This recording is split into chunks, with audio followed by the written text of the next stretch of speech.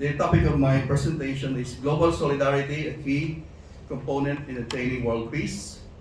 This may not be purely philosophical. I'd rather be more pragmatic in my presentation. So first, it's an honor to be part of this conference and deliver a keynote presentation on a topic that is very important and timely today. I am grateful for the invitation, of course, of Father Yuan to participate in this conference and continue what we started 10 years ago. This presentation is an offshoot of my paper on just society and world peace, where I discussed promoting a culture of peace. One of the key components of this culture of peace is global solidarity. So in this presentation, I further developed that notion as a key component of attaining world peace. I don't want to sound utopic about this whole thing, but just trying to make some proposals. Introduction. During the 20th century, it's been estimated that up to 200 million people were killed by war, oppression, and other atrocities. Today, despite progress in reducing nuclear weapon arsenals since the Cold War, the world's combined inventory of nuclear warheads remain at a very high level. 9 countries possess roughly 12,000 warheads as of the beginning of 2025. This is according to the Federation of American Scientists. This includes warheads deployed with operational forces and those held in military stockpiles. According to the Stockholm International Peace Research Institute, the top 5 countries with the most nuclear weapons in 2020 are Russia, the United States, China, France, and the United Kingdom. At present, we are also witnessing several major armed conflicts: the Russian-Ukrainian war, the Israel-Palestine conflict, the conflict in Myanmar, the 7 wars in Sudan and Ethiopia. It's not only war and armed conflicts that undermine world peace. There's also worldwide hunger and poverty, discrimination, exploitation, and many other forms of violence. Chapter 1, Article 1 of the UN Charter states that one of the purposes of the UN is, and I quote, to maintain international peace and security, and to that end, to take effective collective measures for the prevention and removal of threats to the peace, and for the suppression of acts of aggression and other breaches of peace, and to bring about by peaceful means and in conformity with principles of justice and international law, adjustment or settlement of international disputes or situation which might lead to breach of peace. End quote. Goal 16 of the UN Sustainable Development Goals is about, and I quote, promoting peaceful and inclusive societies, providing access to justice for all, and building effective, accountable, and inclusive institutions at all levels. People everywhere should be free of fear from all forms of violence and feel safe as they go about their lives, whatever their ethnicity, faith, or sexual orientation. End quote. World peace and a just society are noble goals. Unfortunately, however, there are still elusive ideals. Historical facts attest to this sad reality. Many students or many studies show that in the 20th century alone, with 2 world wars, almost 200 million people were killed by war, oppression, and other forms of conflicts and atrocities. Equally horrible are the unreported violence against helpless and innocent civilians, especially children and women, all around the globe. The unreported murders, rapes, kidnappings, child prostitution, and other acts of violence, racial injustice and discrimination, as well as poverty, unemployment, unequal opportunity, and malnutrition are still the big problems that humanity faces today. But still, humanity continues to dream of attaining these ideals of a just society and world peace. And this is manifested in the many declarations and resolutions on peace and proposals on how to attain a just society. There are many declarations and resolutions on peace. 1948, UN Universal Declaration of Human Rights. 1978, UN Declaration on the Preparation of Societies for Life in Peace. 1984, UN Declaration on the Rights of People to Peace. 1999, UN Declaration and Program of Action on a Culture of Peace. And the list go on and on and on. We want peace. Who does not want peace?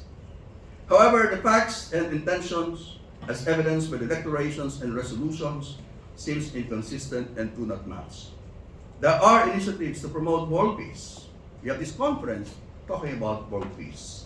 But every time we come or make some breakthroughs, another conflict happens. The Russian-Ukrainian war, war in Gaza, Myanmar coup d'etat, gang violence in many parts of the world. And furthermore, there is an ending in often unreported violence against children and women, the unreported cases, and so on. Moreover, discrimination in its various forms still the headlines of news reports. In the Philippines, for example, during the term of President Rodrigo Duterte, who was recently arrested and now detained in the ICC facilities in The Hague, hundreds of thousands fell victims to the bloody war on drugs that claimed many lives, mostly the poor. This deplorable situation is compounded by the unabated spread of fake news, troll farms. So, can we ever feel safe and secure in our homes, in our community, in the world? World peace. What is this world peace that we aspire for? A definition of world peace may be difficult to formulate, but perhaps a description of that ideal is workable. It is that ideal state of societal friendship and harmony among peoples and nations, where there is no hostility and violence. That condition where there is no conflict, like war, and freedom from fear of violence between individuals or groups. That condition where the rights and dignity of every human being is respected and safeguarded. That condition where truth and justice prevail. That condition where every person and family have food on their table and comfortable place to live in. That condition where every child can go to school without fear and get an education. That condition where every family or man or woman can have a stable job and provide for their family. That condition where Mother Earth is safe from all human destructions. However, such perfect scenario will require global harmony or solidarity, stability, global cooperation, the non-violent resolution of conflicts, and most of all, respect for human person and his dignity. Justice and peace must go together. A just and humane society is anchored on a culture of peace. Respect for and development of human life and promoting human dignity require peace. Peace, as we say, is not merely the absence of war. World peace cannot be attained without safeguarding persons' welfare, respecting their dignity, the rights of individuals to free associations and interaction among themselves. It cannot be attained when there is poverty, discrimination, exploitation, corruption, violence, and falsehood, and when there is no solidarity among people and communities. So the challenge now is to produce a culture of lasting peace, a culture where human persons with his dignity is respected, a culture where communities and people live harmoniously with each other, and the social and political ills are at least mitigated. The difficult road to world peace. The path to world peace is fraught with obstacles deeply rooted in historical, political, economic, and social complexities. Understanding the obstacles to world peace is crucial to navigating this difficult road that lead to it. Here are some obstacles and challenges to world peace. Discourse of nationalism and xenophobia. National identity is grounded on the notion of a people as a cohesive whole, as represented by distinctive traditions, culture, and language. It is the sense of a people as to who they are, as a people based on their core values, ideals, belief systems, practices, aspirations, and traditions. While a sense of national identity can foster cultural richness and belonging, its extreme manifestations in the form of aggressive nationalism and xenophobia often serve as potent drivers of conflict. The us against them mentality, fueled by historical grievances, political rhetoric, and the manipulation of cultural differences, can lead to the humanization of the other, making violence and aggression seem justifiable. This can manifest in religious and ethnic conflicts, ethnic cleansing, and the persecution of minority groups.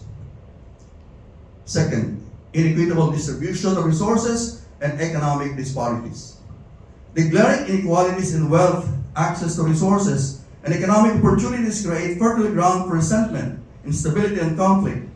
Competition for scarce resources like water, land, and energy can exacerbate tensions both within and between nations.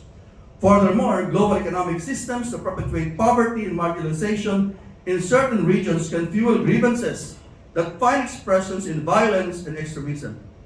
Recently, Pope Leo criticized an economic system that exploits nature and the poor. Second, the pursuit of power and political rivalries. The international arena is characterized by power politics, where states can prioritize their own security and interest, oftentimes at the expense of others, especially the lesser and weaker states or countries. Historical rivalries in the pursuit of regional and global dominance and the competition for influence can lead to proxy wars, arms race, and the undermining of international cooperation. The existence of nuclear weapons further complicates this situation and casts a long shadow of potential catastrophic destruction.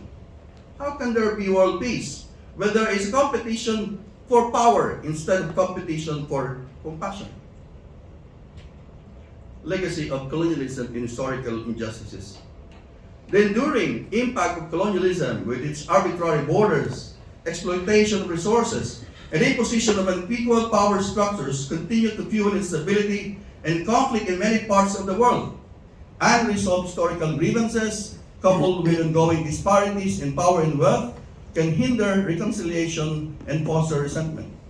For example, the history of religious tensions in Asia dates back to the colonial era when European powers imposed their own systems of governance, law, and religion on colonized territories. This led to the suppression of indigenous cultures and religions, creating tensions between different religious groups. And lastly, terrorism and other transnational threats. The traditional state-centric model of international relations is increasingly challenged by the rise of powerful terrorist organizations, criminal networks, and armed militias. These groups often operate across borders, exploiting weak governance and employing violence to achieve their objectives, posing significant threats to regional and global security. Now I go to my concept of global solidarity. In a paper that I mentioned previously, I proposed 4 elements of a culture of peace. 1, a change in our attitude, human attitudes, a moral revolution anchored on justice, social action, and global solidarity. So for this presentation, I focused on global solidarity. Effective global solidarity and cooperation rely on trust and a shared commitment to international norms and institutions.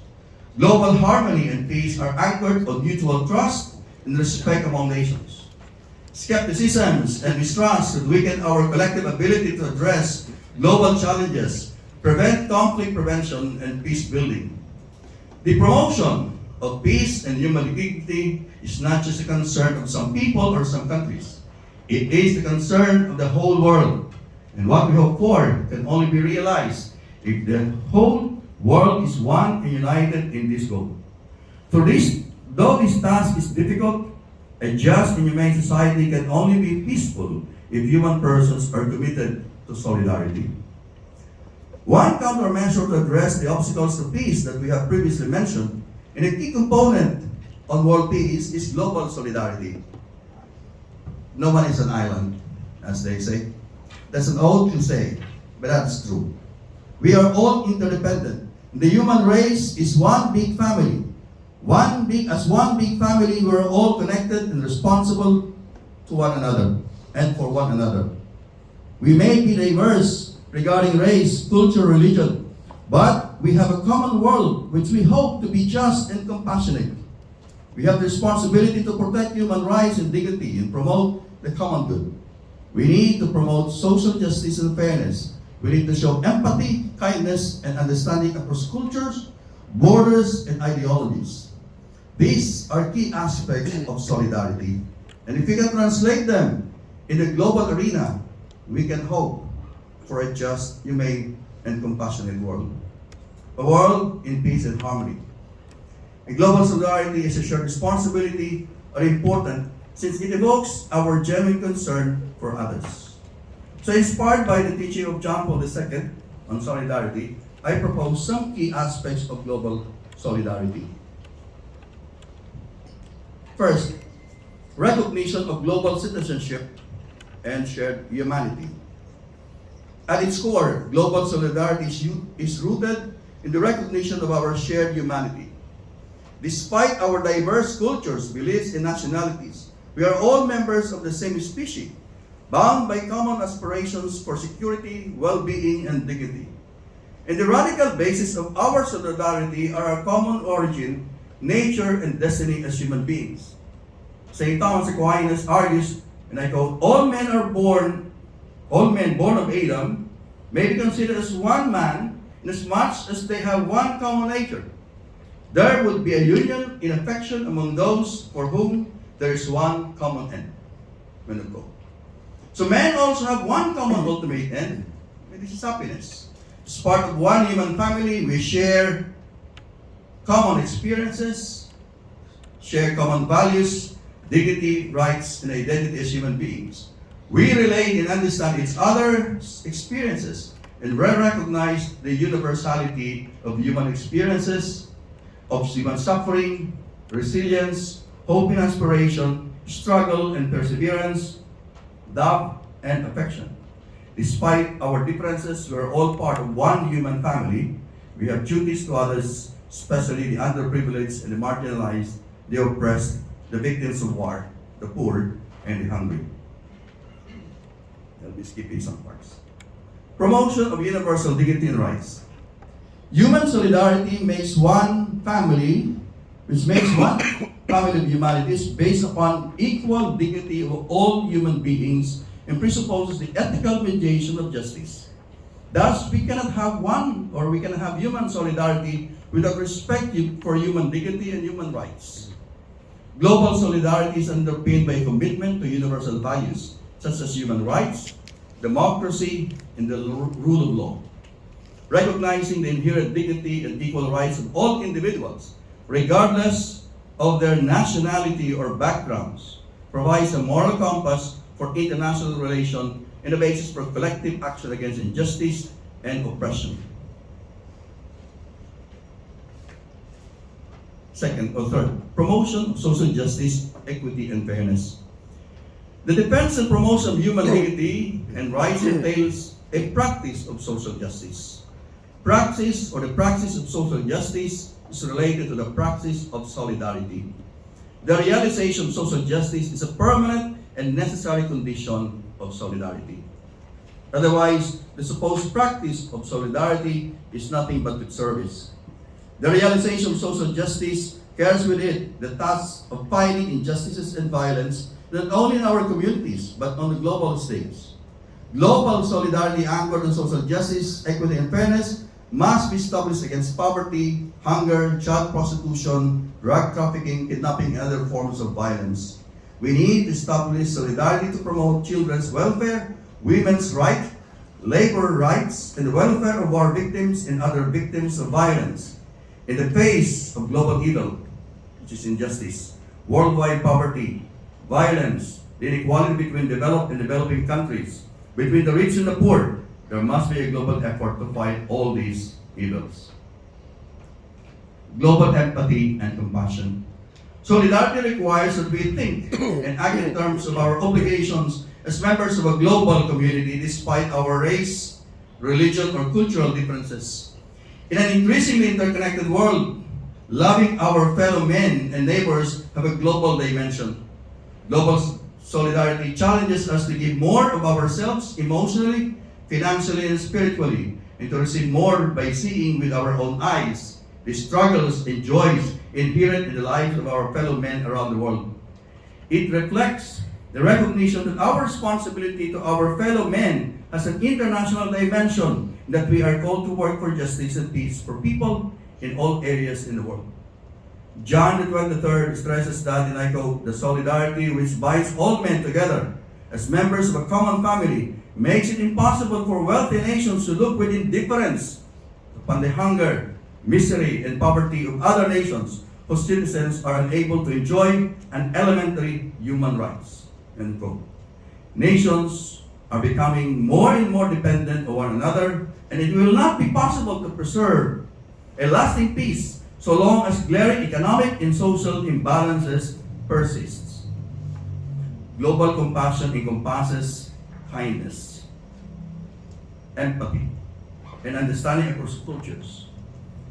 Nussbaum said that cultivating empathy and ability to understand and share the feelings of others is fundamental to fostering a sense of interconnectedness and mutual responsibility. It requires understanding diverse perspectives. There are, of course, global compassion initiatives being undertaken by non-governmental organizations. We have Red Cross or Red Crescent, Caritas International, among others, that advocate and initiate poverty alleviation, disaster relief, refugee support, and healthcare programs. Dialogue on conflict resolution. Because of our diversity, cultural and religious identities, and ideals and beliefs, misunderstanding conflicts can occur from time to time. Thus, the breaking down of stereotypes, promoting intercultural understanding, and fostering dialogues across cultural and religious divides are crucial aspects of global solidarity. By engaging with different perspectives and appreciating the richness of human diversity, we can build bridges of understanding and overcome the prejudices that often fuel conflict. In this regard, what we need is the promotion of a balanced and fair dialogue that denounces domination, control, and manipulation of other people.